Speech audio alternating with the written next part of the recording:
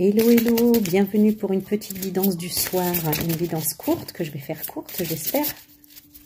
Et on va regarder tout de suite le thème principal de cette guidance avec une déesse. Ok, j'ai Sophia.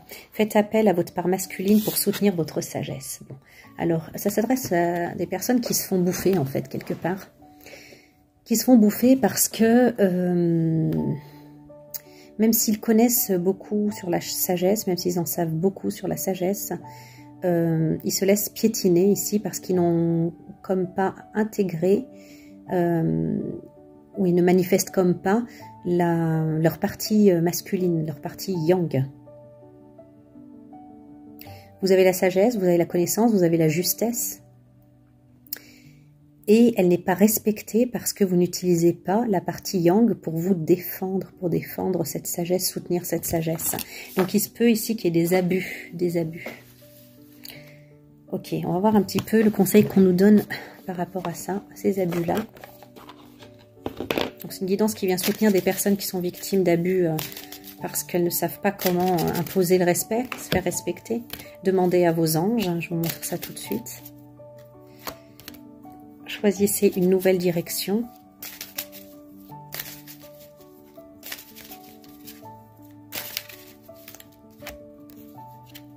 Attendez-vous à un signe. Ok. Donc, ici, demandez à vos anges déjà pour commencer.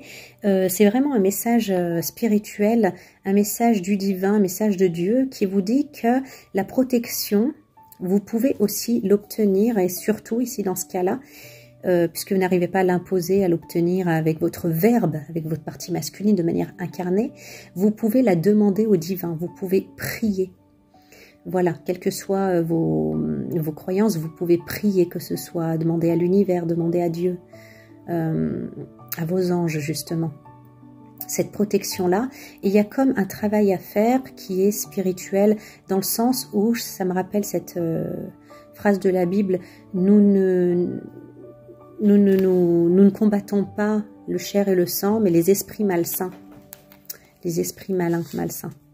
Voilà, les choses des fois, elles prennent une forme incarnée, mais ce sont des forces du mal qui soufflent à l'oreille des personnes qui vous persécutent, par exemple. Et à ce niveau-là, le divin peut faire quelque chose, Dieu peut faire quelque chose. Demandez à vos anges. Choisissez une nouvelle direction. Les personnes ici qui sont persécutrices, que ce soit dans votre travail, dans votre vie privée, on vous dit de choisir une nouvelle direction, c'est-à-dire de leur tourner le dos. Il va falloir les quitter, quoi qu'il en soit, quoi qu'il vous en coûte. Il va falloir les quitter, attendez-vous à un signe. Quelque chose, en fait, va vous faire penser à ce que je raconte là et va vous donner confirmation de ce que je raconte là dans votre vie, concrètement. Voilà. Et j'ai en d'autres decks pieds et poings liés. Vous vous sentez pieds et poings liés, mais vous êtes accompagné dans cette libération. Vous êtes accompagné par le divin, vous devez sortir de là, absolument. Et vous serez accompagné par le divin, protégé, guidé, consolé même. Consolé même. Vous, je ressens ici des personnes qui sont extrêmement justes, extrêmement bonnes de cœur, mais tellement vulnérables. Et vous voyez, Sophia, en fait, dans le divin, on va dire, elle avait trouvé sa moitié et ils étaient vraiment le couple féminin et masculin par excellence. Voilà. Et quand ils sont tombés sur Terre, eh bien, Sophia a été incarnée, mais pas son époux. Et elle portait des enfants, en fait, dans son ventre. Donc, il n'était pas là pour la protéger, Sophia. Et du coup, elle s'est fait carrément abuser et bouffer par ses enfants et par tout le monde, en fait. Voilà. Et pourtant, elle avait cette sagesse. Mais son époux, son autre moitié, quoi, son yang, sa partie masculine, elle était là pour imposer le respect, voilà, de son intégrité. Et elle n'était pas là. Donc, vous voyez, c'est vraiment en fait des Sophia que j'ai là, que je ressens là, qui se font abuser. Il faut sortir de là, il faut partir de là. Attendez-vous un signe, pieds et poings liés, non. Non, je crois pas. On va voir un peu plus loin. Ça, c'est vraiment ce que vous croyez, ce que vous ressentez, ce que vous redoutez peut-être même. Mais vous ne l'êtes pas, il va falloir partir de toute façon de cette situation-là. Persécutrice, persécuteur, cette situation où il y a de la persécution. C'est triste. Un vieil hante. Alors, je vais regarder ce que c'est dans le livret parce que j'en ai aucune idée. Dans Fantasia, je suis jamais tombée sur cette carte. Un vieil hante. 33. Hey. Je passe de 32 à 34. Dans tous les royaumes, l'histoire se répète. Asservis sont les hommes, les peuples de la terre, les créatures célestes. La chanson est la même, le refrain tourmenté, 4 mots comme un emblème, divisé pour mieux régner. Et pourtant, aux 4 coins des dimensions, des êtres s'émancipent et trouvent leur vraie place. Ils font le choix d'incarner leur mission, quitte même à quitter la vie de palace. On raconte qu'un vieil hante, aux intentions douteuses, avait capturé quelques fées par des paroles trompeuses. Toutes venaient d'un ailleurs et ne se comprenaient pas, elles étaient plusieurs et seules à la fois. Peu à peu, les fées ouvrirent les yeux et ne voulurent plus de ce faux paradis. Leur décision contamina les cieux qui leur offrirent une évasion réussie. Au-delà de toute raison, lorsque les êtres croient en eux, ils réussissent à conquérir leur vie. Ouais, complètement, complètement. Ah là là, donc vraiment, oui, exister en dehors de cette illusion, ouais. Cette époque est finie, ouais. Il faut partir de là. Cette larme vient vous alerter, lecteur, lectrice. Peut-être êtes-vous sous l'emprise de quelqu'un dans un ou plusieurs domaines de votre vie, c'est ça. Si c'est le cas, il vous faut comprendre que cette emprise n'est permise que parce que vous vous ignorez.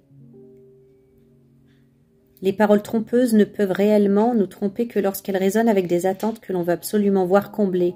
Aussi faut-il se responsabiliser sans jugement dans ce que l'on vit et dont on souhaite s'échapper. Car si nous sommes dans pareille situation, c'est que nous l'avons laissé permettre. Il nous faut donc avoir un peu d'indulgence envers nous-mêmes, mais travailler à élever notre taux vibratoire et à sortir de nos énergies négatives ayant contribué forcément à l'avènement de la situation subie. Quoi qu'il en soit, voilà, quoi qu'il en soit, cette carte nous indique la possibilité d'un nouveau chemin, d'une nouvelle voie. Aujourd'hui, vous êtes capable de vous retrouver et tout va vous y conduire. Saisissez donc toutes les possibilités qui s'offrent à vous. Également, de façon plus générale, cette lame nous interroge quant à un sentiment très destructeur, un sentiment d'isolement. Il est question de se rouvrir socialement, humainement, car il vous faut des alliés. On invite à un grand tri relationnel parmi les personnes qui vous oppressent, vous vampirisent, vous nuisent, afin de faire de la place à ceux qui vont vous mener vers votre réussite, vos réussites. Enfin, il vous faut retrouver la foi. Ce que vous vivez actuellement est à son épreuve. Ne vous méprenez pas. Tout ce qui implique des choses à perdre implique des choses à gagner. Voilà. Aujourd'hui marque déjà le jour où tout redevient possible et ouvre la voie d'un profond travail intérieur psychologique et spirituel. J'ai foi en vous, mettez de la douceur dans votre quotidien, plus d'amour dans votre vie et renouez avec ce que vous êtes vraiment. Le monde alors vous ouvrira les bras et l'univers exaucera vos vœux. Vraiment, je sens vraiment moi aussi que le divin est avec vous dans cette démarche de libération, de sortir de l'emprise de... Voilà, c'est ça le vieil hante en fait, c'est ça qui doit appeler l'auteur. Voilà, qui gardait captifs avec des belles paroles et ne laissant pas les fées en fait reconnaître leur vraie nature et leur vrai pouvoir. Sauf qu'en fait, elles ont réussi quand même à s'en rendre compte et à échapper à l'emprise de ce vieil hante. Voilà, donc c'est des personnes voilà comme Sophia quoi, qui sont bafouées, pas respectées et certainement ici sous emprise. On va voir un petit peu avec l'oracle de l'énergie.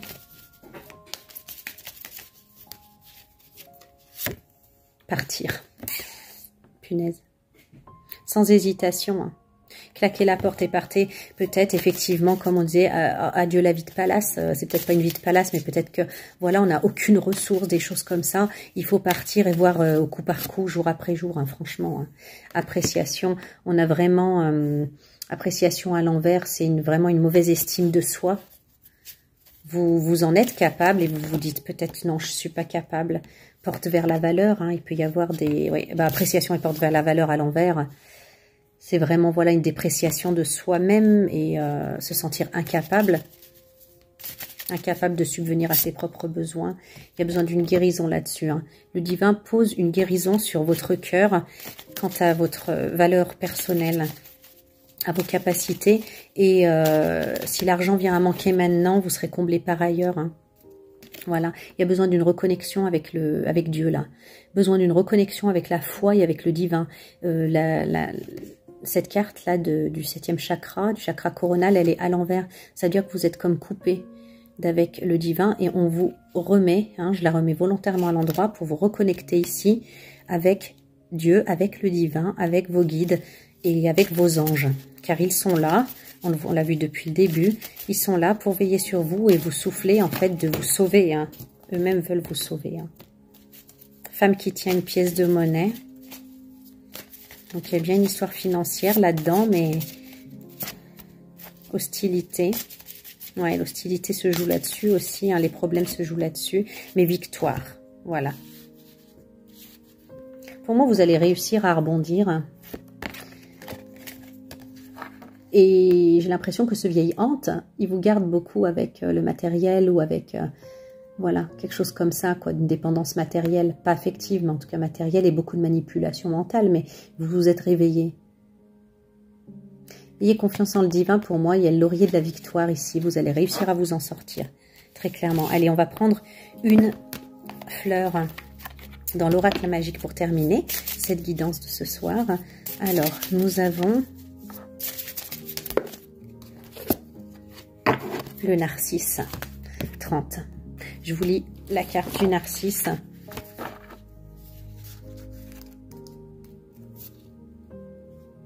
Cesse de regarder ton nombril. Tiens. La mythologie raconte, donc vous connaissez l'histoire de Narcisse. Il tente de donner plutôt que de prendre, de participer au flux vital, car Narcisse est mort de ne pas avoir voulu se donner. Alors, je suis très étonnée parce que j'ai plus l'impression que le narcisse, en fait, donne plutôt que prendre. C'est plutôt, en fait, l'énergie que vous avez d'en face de vous, le vieil hante, là. J'ai la jusquiame noire. Bah, attends, on va s'arrêter là. On va regarder déjà la jusquiame noire. Mais j'ai pas l'impression que c'est votre énergie. Cesse de te regarder le nombril. Je crois qu'au contraire, si vous vous regardiez un peu plus le nombril, on n'en serait pas arrivé là avec ce vieil hante. Lève le voile qui t'empêche de voir. Ah, ça y est, je ressens. La jusquiame, elle parle d'aveuglement, de ne pas vouloir regarder la réalité en face, de morosité liée au passé. Il faut faire un bilan lucide de vos échecs. Les prétentions du passé ne sont plus que les épouvantails qui ont fait leur temps. La désillusion est une étape indispensable pour avancer et grandir. Une fois le constat établi, la jusquiame vous oblige à cesser d'entretenir le désenchantement, à couper le fil de l'attachement et à mettre fin aux ruminations. Un nouveau départ vous attend. Je pense ici, vous levez le voile. Ces personnages en face de vous, ce vieil hante, cette personne manipulatrice qui vous tient sous son joug, elle vous dit que vous êtes égocentrique, que vous regardez que votre nombril, que cette personne vous donne, que vous le prenez mais que vous ne donnez jamais, enfin tout ça.